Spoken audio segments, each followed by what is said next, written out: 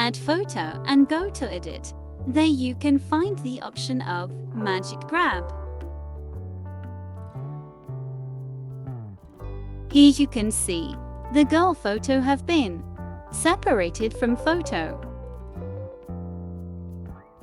Add text.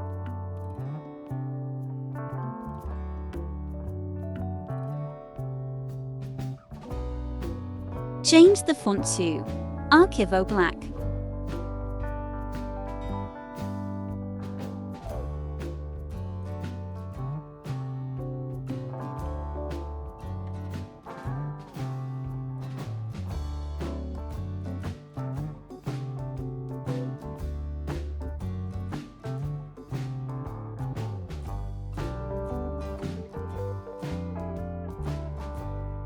Apply lift effect.